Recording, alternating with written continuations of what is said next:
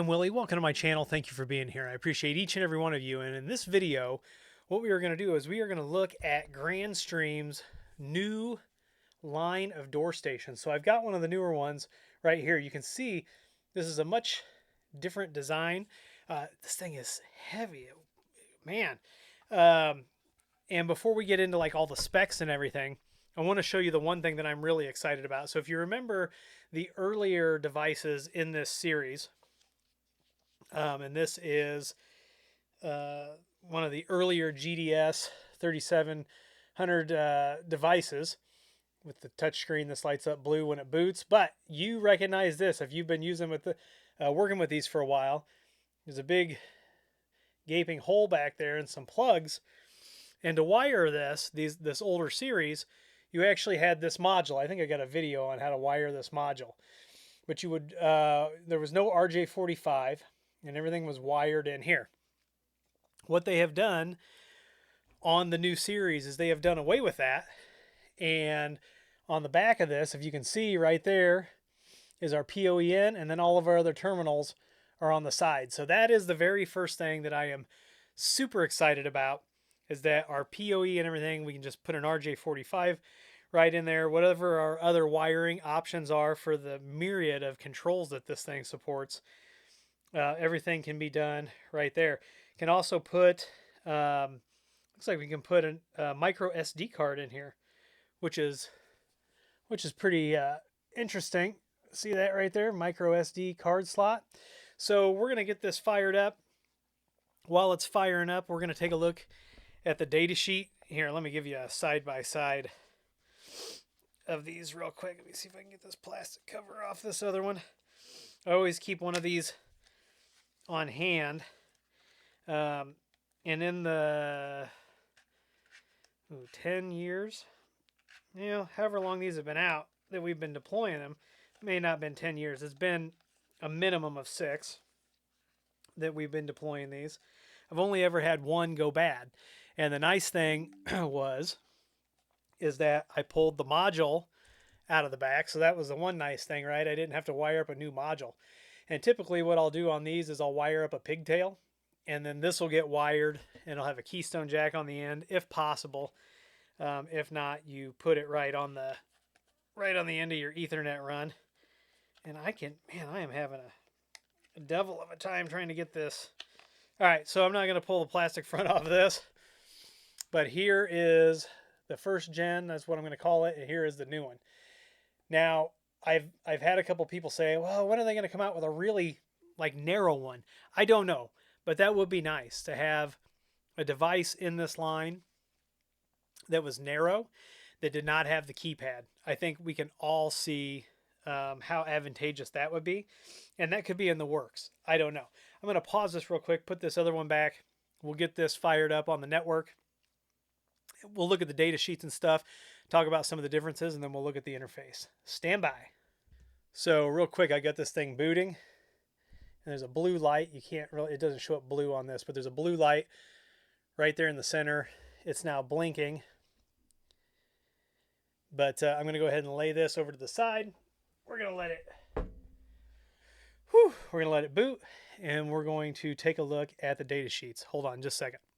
All right, so here is the product page. So this is the GDS3725, 3726, and the 3727, and you can see that they're all the same width.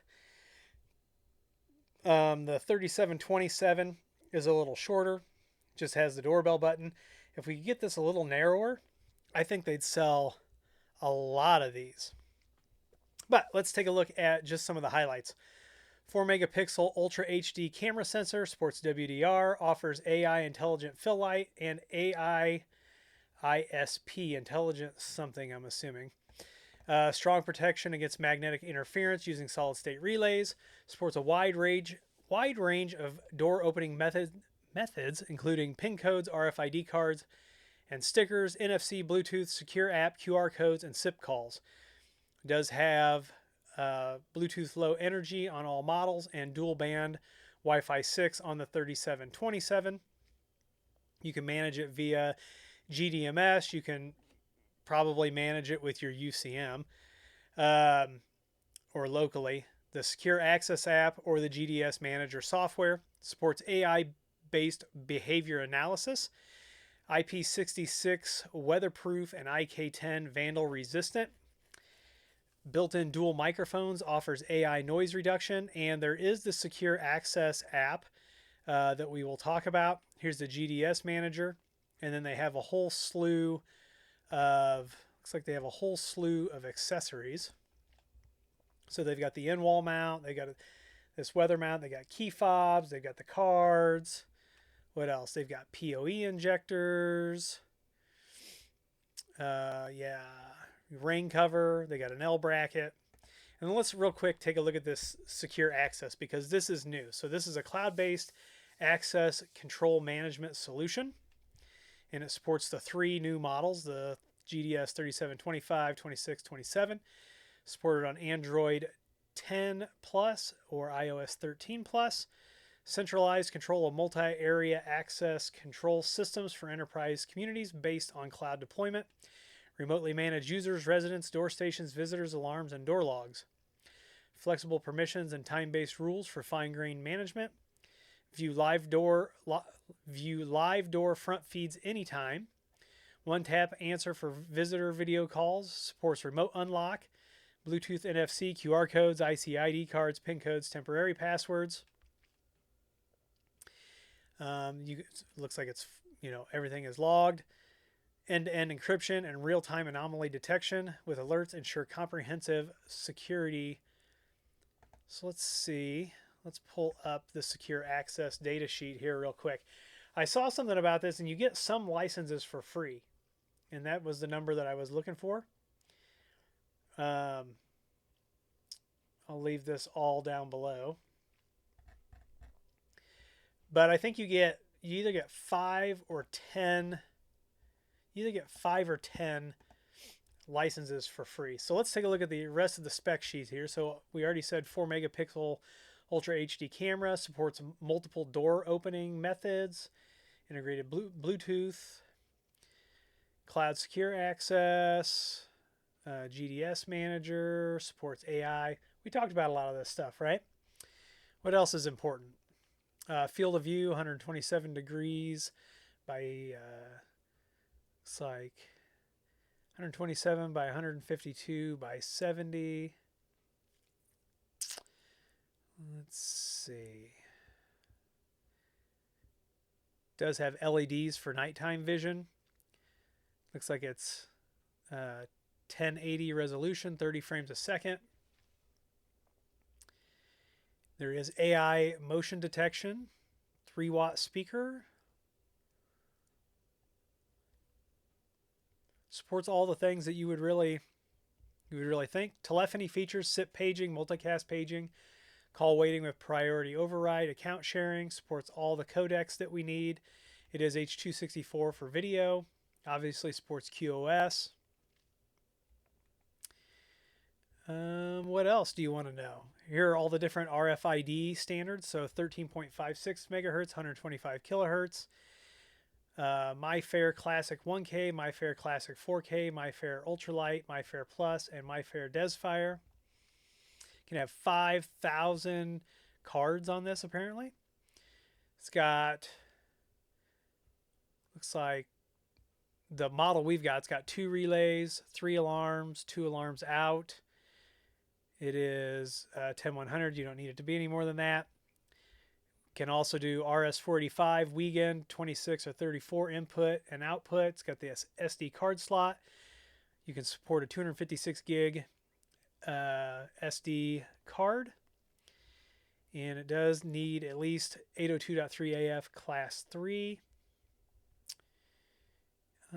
It is ONVIF compatible out of the box. ONVIF compatible. All right, so let's see if we can hunt this down. And it really bothers me that I found at one point let me see if I can find that, where the smart access was, because I was looking at this and I saw it. And if somebody from Grandstream is watching this, please comment. Please comment in the video, because I know I saw where you got some licenses for free. And for the life of me now, I can't find it again. Can't find it. Let's see. The Grandstream Secure Access app is free. Oh, here we go. Base package is free for up to 10 users. And so this is so you can control this completely from an app, you know, while you're not, you know, directly connected to it.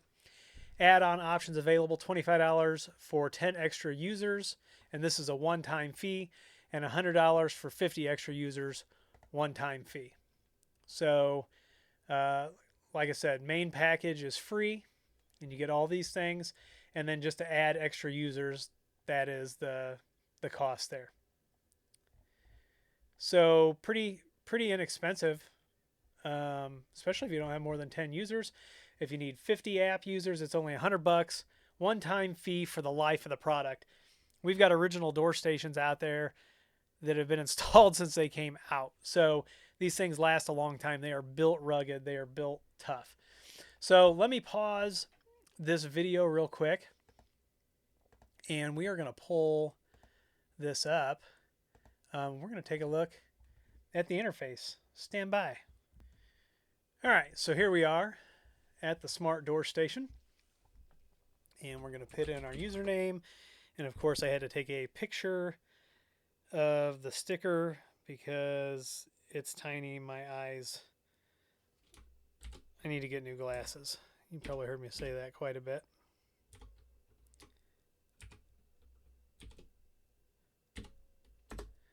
Haha, I got the password right, so now it's going to ask us to change it, so I can change it to something simpler. We'll put our lab password in here. And now, here we go. And you can see that this looks just like any other Grandstream device interfaces. So every device has pretty much the same interface. Network status, account status. Of course, it's not registered. Here's our real-time preview. I don't know if this is going to load in. Yep, there it is. There's my ceiling. You can see me waving right there. There's a key light over there you can see. So that's the 1080 stream. Let's see what the 720 stream looks like. Not much different here. But it did get the correct date and time, it looks like, which is nice. So we've got our access control settings, door relay options. So local relay, web relay, GDS3725 relay, send Wiegand code on remote door. So these are our relay options here. We can take a snapshot and send it places. You can either store it locally or put it on an FTP when a door is activated. Here's our doorbell settings, doorbell call out account, and we would have to register an account for this. Doorbell mode, call a specific number, or relay out. And so we can also schedule that. That's pretty nice. You got your open door settings. So this should all look pretty familiar to you if you are used to working with these Grandstream devices. How long do we want to keep the door open or emergency open, things like that. Come down here, and this is where we can add our users and our cards. So if we were to add this, we can actually scan the card or input the number. Got a door open schedule, so weekends, holidays, things like that. Alarm settings. So you've got intrusion loitering alarm. So this is interesting. When a specific area detects an intrusion or loitering by personnel, an alarm is triggered. I don't know if that's some of the AI things that are built in or what. Of course, we got a tamper alarm, hostage alarm, repeated password error alarm, remote unlock wrong alarm. It looks like they've got a lot of protection stuff built in here. That's kind of nice. Digital inputs. All right, let's take a look at our audio settings. So call volume is up. all kinds of different doorbell stuff, sounds in there. Look at that. Holy cow. On-screen display, so we can add things, take things away. Here's our wide dynamic range. And then we can put privacy masks on here. All right, let's see, monitoring. So here's your ONVIF setup. So if you're using a video management system and you want to include this in ONVIF, right there. There it is. Looks like we can get RTSP out as well. We can modify the different RTSP streams right there in the software. This thing works with so many different architectures, it's not even funny. You don't just have to use it with Grandstream. Here's our accounts where we would set up our SIP account. Calls, outgoing calls, call history, phone settings, general settings. So a lot of this is going to overlap with the older device, but also phones. Here's our Ethernet settings. So this will do IP4 or IP version 6, or it'll do both and prefer one over the other. Of course, we can drop an open VPN config in this and have it tunnel out somewhere else. And it looks like we've got action URI requests here. So here's our time settings, security settings. I'm going to turn a lot of that stuff off. Oops. Preferences, key light mode, always on, moderate, dark. Ooh, I turned it on high bright. Let's see here. What else? TR069 if you want to manage it that way. Do backup and restore, specify email server setup. Here's our FTP server settings. Maintenance, so we've got our where we can upgrade the firmware so we can upload it here, or we can have it go out to Grandstream's website or a server on site. Here's our config file that we can manually back up. Auto upgrade options. System diagnostics. Event notification. Under application, we've got account sharing. And then under diagnostic, it's got, look at all the things here. This is pretty cool. So I'm excited about this. In the next video, we will join this to my PBX and we'll do a couple calls. We'll do a couple calls so that you can see how this works. Like I said, I did this with the older generation, but this is the newer generation. Here's what it looks like when it's booted up. So you can see some nice colors going on here. So, man, this thing is heavy too. I forgot to look and see how much but man, if you're being attacked or chased while you're installing this thing, woo! Look at that LED light that just kicked on. I'm not 100% sure why that happened, but it came on, and man, that is bright. Holy cow. All right, so that's it. Let me know if you've got any questions about this device down below. If you are using Grandstream GDS devices and you think they're getting a little long in the tooth, you can swap them out with the new version. Should be a pretty easy drop-in replacement. Like I said, in the next video, we'll configure this, and I'll show you.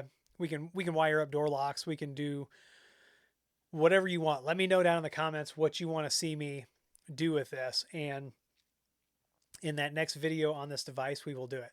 And one other thing, I think I saw the street price on this hovering between $149 and $200.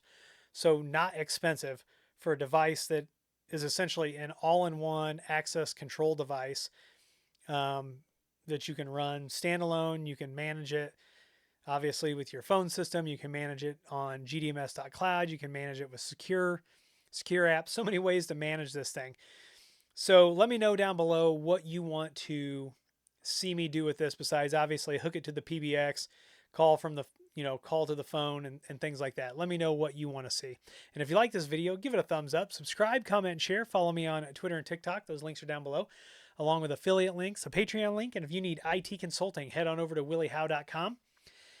Fill out the contact page that's there on fill out the contact form that's there on the front page, and somebody will be in touch with you as soon as possible. Whether it's, you need consulting on door access control systems, PBXs, voice data networks, Wi-Fi, storage, security, all those things, head on over there and fill that out. Come on over to community.williehowe.com and join the conversation about door access control today. Once again, I'm Willie. I want to thank you for being here. And as always, I'll see you in the next video.